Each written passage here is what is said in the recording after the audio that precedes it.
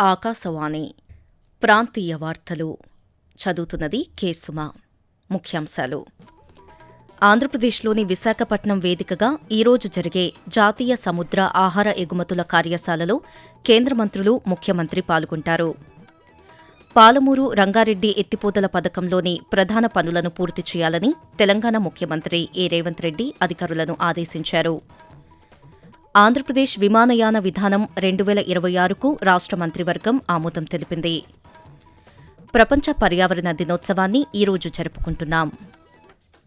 వార్తల వివరాలు.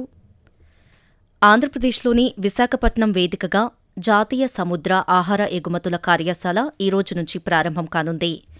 కేంద్ర మత్స్యశాఖ ఆధ్వర్యంలో 2 రోజుల పాటు ఈ కార్యక్రమం నిర్వహించనున్నారు. ఈరోజు జరిగే ప్రారంభ సమావేశానికి కేంద్ర మంత్రులు పీయూష్ గోయల్, రాజీవ్ రంజన్ సింగ్, కింజరపు రామ్మోహన్ నాయుడు, చిరాగ్ పాశ్వాన్తో పాటు ముఖ్యమంత్రి నారా చంద్రబాబు నాయుడు హాజరు కానున్నారు.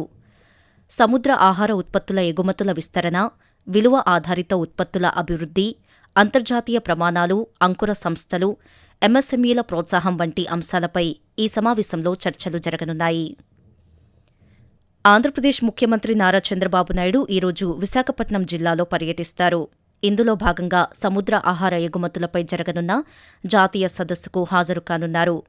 అలాగే ప్రపంచ పర్యావరణ దినోత్సవం సందర్భంగా ఆంధ్ర విశ్వవిద్యాలయంలో మొక్కను నాటనున్నారు. అనంతరం మధ్యాహ్నం విశాఖ ఆర్థిక ప్రాంతం వీఈఆర్పై సమీక్ష నిర్వహిస్తారు. ముఖ్యమంత్రి పర్యటన సందర్భంగా అధికారులు విస్తృత ఏర్పాట్లు చేశారు.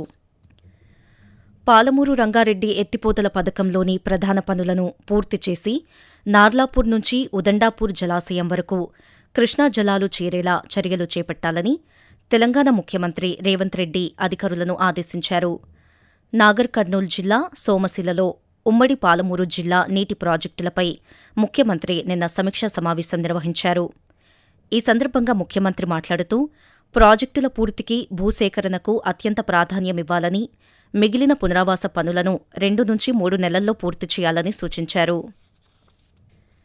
ఆంధ్రప్రదేశ్ విమానయాన విధానం 2026కు రాష్ట్ర మంత్రివర్గం ఆమోదం తెలిపింది. అమరావతిలోని సచివాలయంలో ముఖ్యమంత్రి నారా చంద్రబాబు నాయుడు అధ్యక్షతన నిన్న రాష్ట్ర మంత్రివర్గ సమావేశం జరిగింది. ఆ సమావేశంలో తీసుకున్న నిర్ణయాల వివరాలను రాష్ట్ర సమాచార ప్రజా సంబంధాల శాఖ మంత్రి కొలుసు పార్థసారథి పాత్రికేయులకు వెల్లడించారు.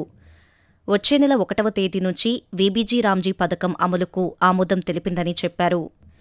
తిరుపతిలోని శ్రీ సిటీలో ప్రపంచస్థాయి విశ్వవిద్యాలయాన్ని ఏర్పాటు చేయనున్నట్లు మంత్రి తెలియజేస్తూ, శ్రీ సిటీ ఇంటర్నేషనల్ యూనివర్సిటీ పేరిట నూతన ప్రైవేట్ విశ్వవిద్యాలయాన్ని గ్రీన్ఫీల్డ్ కేటగిరీ కింద స్థాపించడానికి వీలుగా ఏపీ ప్రైవేట్ యూనివర్సిటీ యాక్ట్ 2016 షెడ్యూల్ను సవరిస్తూ ఆర్డినెన్స్ జారీకి మంత్రి మండలి ఆమోదం తెలిపింది. ఆ యూనివర్సిటీలో చదువుకుంటూ అక్కడ ఉన్న ఏదైతే మంచి పెద్ద పెద్ద ఎస్టాబ్లిష్మెంట్స్ ఉన్నాయో దాంట్లో పని చేయడానికి కూడా అవకాశం, అంటే వాళ్ళు చదువుకుంటూనే హై స్టాండర్డ్ ఇంటర్నేషనల్ స్కిల్స్ నేర్చుకుంటానికి కూడా ఉపయోగపడే విధంగా మరి ఆ శ్రీ సిటీ వాళ్లే ఈ యూనివర్సిటీని ప్లాన్ చేశారని చెప్పేసి మనం చేస్తాం. ప్రపంచ పర్యావరణ దినోత్సవాన్ని ఈరోజు జరుపుకుంటున్నాం. ప్రకృతి స్ఫూర్తితో వాతావరణం కోసం మన భవిష్యత్తు కోసం అనే ఇతివృత్తంతో ఈ ఏడాది పర్యావరణ దినోత్సవాన్ని నిర్వహిస్తున్నారు. ప్రకృతిని పరిరక్షించవలసిన ఆవశ్యకత పట్ల ప్రజలలో అవగాహన కల్పించే ఉద్దేశంతో ఐక్యరాజ్యసమితి పిలుపు మేరకు ప్రతి ఏటా జూన్ 5వ తేదీన ఈ కార్యక్రమం జరుగుతోంది. అడవుల నరికివేత, వాహనాలను, ప్లాస్టిక్ను ఎక్కువగా వినియోగించడం, పంట భూముల్లో ఎరువుల వాడకం వంటి కారణాల వల్ల వాతావరణం కలుషితమై పర్యావరణ సమతూకం దెబ్బతింటోందని పర్యావరణవేత్తలు ఆందోళన వ్యక్తం చేస్తున్నారు. ప్రతి ఒక్కరూ చెట్లను విరివిగా పెంచి, వాహనాలను, విద్యుత్ను పరిమితంగా వినియోగించి ప్లాస్టిక్ వాడకాన్ని అరికట్టాలని, ఈ దిశగా అందరూ కృషి చేయాలని పర్యావరణవేత్తలు సూచిస్తున్నారు. ప్రపంచ పర్యావరణ దినోత్సవం సందర్భంగా పర్యావరణ పరిరక్షణ కోసం అందరూ సంకల్పబద్దంగా ముందుకు రావాలని ఆంధ్రప్రదేశ్ ముఖ్యమంత్రి నారా చంద్రబాబు నాయుడు పిలుపునిచ్చారు. ఈరోజు సైకిళ్లు, ఈ-సైకిళ్ల వినియోగాన్ని ప్రోత్సహించాలని, ప్రతి ఒక్కరూ కనీసం ఒక మొక్క నాటాలని సామాజిక మాధ్యమం ఎక్స్ వేదికగా కోరారు. భూమి, ప్రకృతి జీవనాధారమని పేర్కొన్న ముఖ్యమంత్రి పర్యావరణాన్ని రక్షించడం ప్రతి ఒక్కరి బాధ్యత అని అన్నారు. పచ్చదనం పెంపుతో పాటు ఇంధన వనరులను పొదుపుగా వినియోగించడం అవసరమని చెప్పారు. పర్యావరణ దినోత్సవం సందర్భంగా కార్యక్రమానికి ప్రజలందరూ సహకరించి పర్యావరణ హిత కార్యక్రమాలను విజయవంతం చేయాలని సూచించారు. ఆకాశవాణి ప్రాంతీయ వార్తలు వింటున్నారు. ఇవాళ ప్రపంచ పర్యావరణ దినోత్సవం సందర్భంగా ఏఎస్ఆర్ జిల్లా Chintur division Lakkavaram sub divisional forest officer Shri G Shivakumar IFS గారితో ఆకాశవాణి విజయవాడ కేంద్ర ప్రాంతీయ వార్తా విభాగం ప్రత్యేక పరిచయ కార్యక్రమాన్ని ప్రసారం చేస్తుంది. వరల్డ్ ఎన్వైరన్మెంట్ డే 2026 की theme inspired by nature for climate for our future nations environment programme అని UNEP అని. ఈ పూర్తి ఇంటర్వ్యూ ఈ రోజు ఉదయం 10 గంటలకు ఆకాశవాణి విజయవాడ కేంద్రం నుంచి ప్రసారమవుతుంది. ఆంధ్రప్రదేశ్లో తెలుగుదేశం, జనసేన, బీజేపీ పార్టీల ఎన్డీఏ ప్రభుత్వం ఏర్పడి 2 ఏళ్లు పూర్తవుతున్న సందర్భంగా నిర్వహించాల్సిన కార్యక్రమాలపై నిన్న సమీక్ష జరిగింది.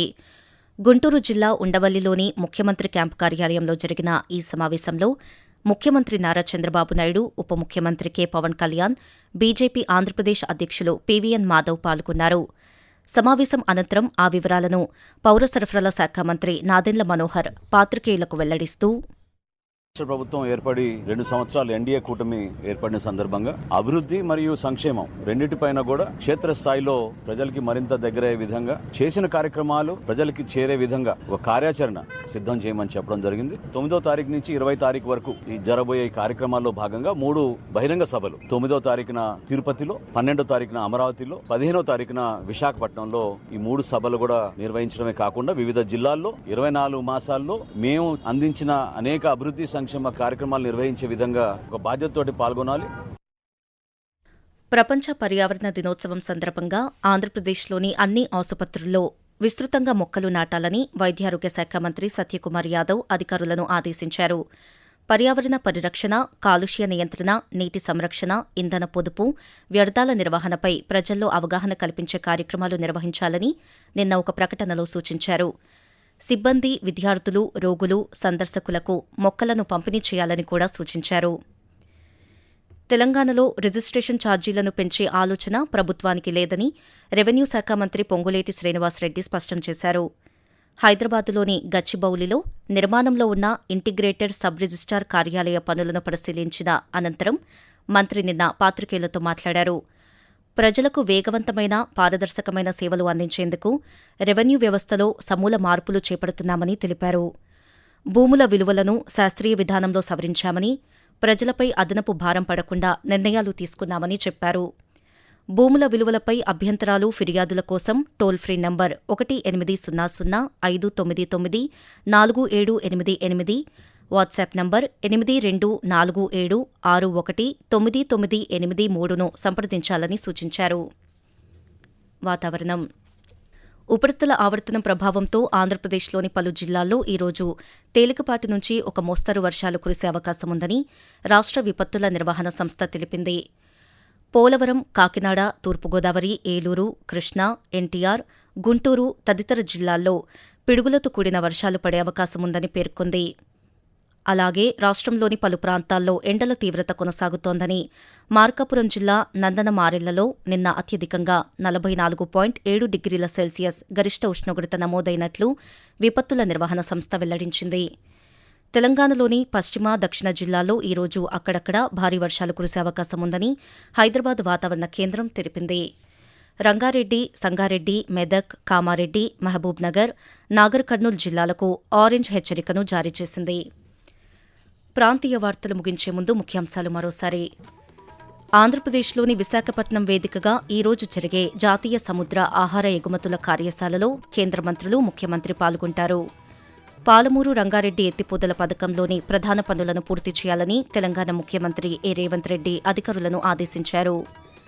ఆంధ్రప్రదేశ్ విమానయాన విధానం 2026కు రాష్ట్ర మంత్రివర్గం ఆమోదం తెలిపింది. ప్రపంచ పర్యావరణ దినోత్సవాన్ని ఈరోజు జరుపుకుంటున్నాం. ఆకాశవాణి ప్రాంతీయ వార్తలు ఇంతటితో సమాప్తం.